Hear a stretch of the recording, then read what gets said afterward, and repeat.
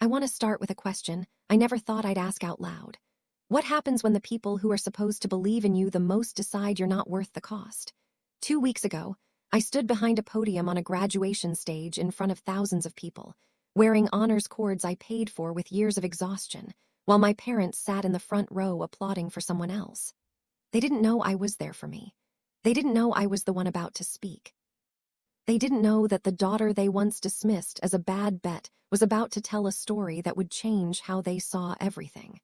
But to understand how I got there, I need to take you back to the moment that quietly split my life in two. My name is Alina Brooks. I'm 23 years old and I grew up in a tidy suburban house outside Columbus, Ohio, the kind with matching mailboxes and neighbors who smile but never really talk. I'm a twin. That fact alone shaped everything.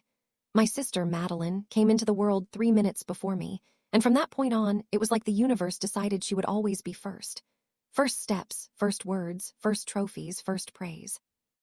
I learned early how to wait, how to stand just slightly off to the side, how to make myself smaller so she could shine without obstruction. 4 years before that graduation day, it was early spring, and 2 college acceptance emails landed in our inboxes within minutes of each other. Madeline got into Hawthorne College, an elite private university with ivy-covered buildings and a reputation for producing senators and CEOs. I got into Ridgeway State, a respected public university with strong academics and a much more reasonable price tag. I was proud of both of us. I thought my parents would be too. I was wrong. That evening, my father called us into the living room. He sat in his favorite recliner, the one that creaked when he leaned back, and folded his hands like he was about to negotiate a business deal. My mother perched on the couch, smoothing imaginary wrinkles from her skirt. Madeline stood near the fireplace, glowing with anticipation. I sat on the edge of an armchair, my acceptance letter folded and refolded in my hands. "We need to talk about college," my dad said, "about what we can afford." He started with Madeline. Hawthorne was expensive but worth it, he explained. The connections alone justified the cost. She had presence, ambition, the kind of personality that opened doors. They would cover everything for her: tuition, housing, meal plan, even a study abroad semester if she wanted it. Madeline squealed and threw her arms around my mom. Cameras came out. Tears flowed. It was a celebration. Then my dad turned to me. "We've decided we're not going to pay for your education," he said, calmly, like he was announcing a change in cable providers. I laughed at first because I thought he was joking. When I realized he wasn't, my stomach dropped. "I don't understand," I said. "Ridgeway is cheaper. I got scholarships. I just need help with the rest." He shook his head. "It's not about the amount. It's about the return. Madeline is an investment. You're capable, Alina, but you're not exceptional. You'll figure something out." The room went quiet. My mother stared at the carpet. Madeline checked her phone, already texting friends about Hawthorne. No one defended me. No one softened the blow. That was the moment something fundamental broke. Not loudly, not dramatically. It just cracked like ice underfoot. That night, I didn't cry. I sat on my bed and stared at the ceiling, replaying his words over and over. Not exceptional, not worth it. No return. I realized then that in my parents' eyes, love had terms and conditions, and I hadn't met them. I also realized something else, something that scared me and thrilled me at the same time. If they weren't going to invest in me, I would have to become my own backer. The favoritism hadn't started with college. It had always been there, hiding in plain sight. When we were 16, Madeline got a brand new car with a ribbon on the hood. I got her old phone, cracked screen and all. When she went on spring break trips and summer programs overseas, I stayed home and worked retail. Family vacations meant she got her own bed while I slept on pull-out couches or floors. In photos, she was centered. I was cropped. Once, when I was 17, I asked my mom if she noticed. She sighed and said I was imagining things, that they loved us equally. But love is what people say. It's what they do when choices have to be made. A week after the college decision, I found my mom's phone on the kitchen counter, unlocked. A message thread with my aunt was open. I shouldn't have read it, but I did. "I worry about Ellie," my mom had written. "But Mark's right, we have to be practical." Practical? That word followed me to my room and sat heavy on my chest. That night, I opened my laptop, the one with the loose hinge and the battery that only worked if it was plugged in, and started researching scholarships for independent students. If I couldn't rely on my family, I would build something without them. The numbers were terrifying. Ridgeway State was affordable by comparison, but affordable didn't mean cheap. I mapped out every possible scenario on notebook paper, calculating tuition, rent, food, books. My parents' contribution, zero. My savings from part-time jobs, barely enough to last a semester. The gap felt insurmountable. I considered giving up. I considered taking on crushing debt. I considered delaying college indefinitely. But every option felt like confirming my father's verdict. I refused to do that. That summer, I worked 3 jobs, mornings at a coffee shop, afternoons tutoring high school students, weekends cleaning offices. I found the cheapest room I could near campus, a tiny space in a house with 4 other students, no air conditioning, no privacy, but it was mine.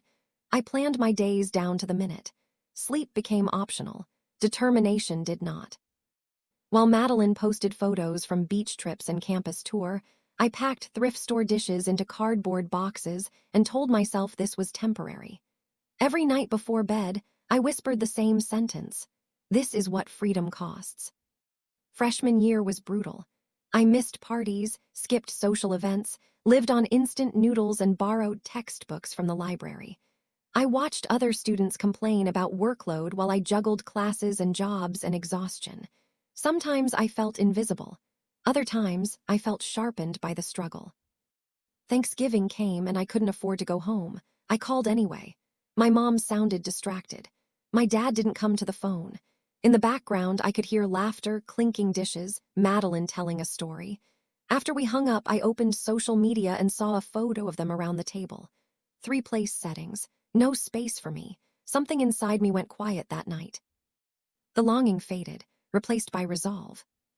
Second semester, I took a political economy class with Professor Hannah Levin, a woman with a reputation for brilliance and intimidation. I poured myself into her assignments. When she returned my first paper with an A and a note asking me to see her, I assumed I was in trouble. Instead, she told me it was one of the strongest undergraduate analyses she'd read in years. She asked about my background. I told her the truth. She listened without interrupting. Then she said, "You know about the Northbridge Fellowship." I laughed. It was one of the most competitive scholarships in the country. Full ride, living stipend, national recognition. "That's for people who actually matter," I said. She smiled. "That's for people who refuse to quit. I think you should apply." The next 2 years were a blur of work and study. I kept my GPA perfect. I burned out more than once. I fainted at work. I cried in bathrooms. I kept going. Professor Levin mentored me, pushed me, believed in me when I didn't have the energy to believe in myself. Junior year, she nominated me for the fellowship. The application process was grueling. Essays, interviews, panels. I barely slept. In the middle of it, Madeline texted me for the first time in months, commenting on how sad it was that I never came home. I stared at the message, then turned my phone face down and went back to writing. The final interview was in Chicago. I couldn't afford the trip. A friend lent me money. I took an overnight bus and arrived stiff and terrified. The waiting room was full of polished candidates with parents hovering nearby. I felt out of place until I remembered why I was there. I wasn't there because someone handed me an opportunity. I was there because I carved one out of nothing. When the acceptance email arrived, I was walking to work. I sat on the curb and cried until my chest hurt. I had one: full tuition, stipend, transfer options, and one more thing: fellows were invited to deliver the commencement address at their graduating institution. Ridgeway had partner schools. One of them was Hawthorne College, Madeline's school. I transferred for my final year. I didn't tell my family, not because I wanted to surprise them, but because I wanted something that was just mine. I studied harder than ever. I earned top honors. I was selected as valedictorian. 3 weeks into the semester, Madeline saw me in the library. Her shock was almost comical. "What are you doing here?" she asked. "I go here," I said simply. She didn't understand. Neither did my parents when she told them. My dad called, confused and defensive. He suggested we talk at graduation. I agreed. Graduation day arrived bright and warm. The stadium filled with families and flowers. I sat near the stage, gold cords draped over my gown, my heart steady. Madeline was with her friends. My parents were in the front row, cameras ready for her moment. When the president introduced the valedictorian, my name echoed across the stadium. I stood. I walked to the podium. I watched my parents' faces change from confusion to recognition to shock. I spoke calmly. I spoke honestly.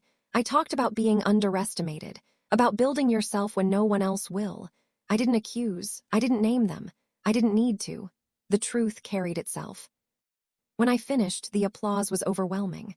I felt light, unburdened, free. Afterward, my parents approached me, stunned and emotional. They apologized, stumbling over words that came years too late. I listened. I didn't yell. I didn't cry. I told them the truth. I wasn't angry anymore, but I wasn't the same daughter they dismissed. I had boundaries now. I had a life. I moved to New York after graduation. I started my career. I built a home that felt like mine. Slowly, cautiously, I began redefining my relationship with my family on my terms. Some days are easier than others. Healing isn't linear, but I know who I am now. I used to think success was the best revenge. It's not. Peace is. Knowing your worth without needing anyone else to confirm it. If you've ever been told you weren't enough, I want you to hear this. You are. You always were. If this story resonated with you, take a second to like this video, subscribe to Plot Point, and share your thoughts in the comments. Your support helps stories like this reach the people who need them most.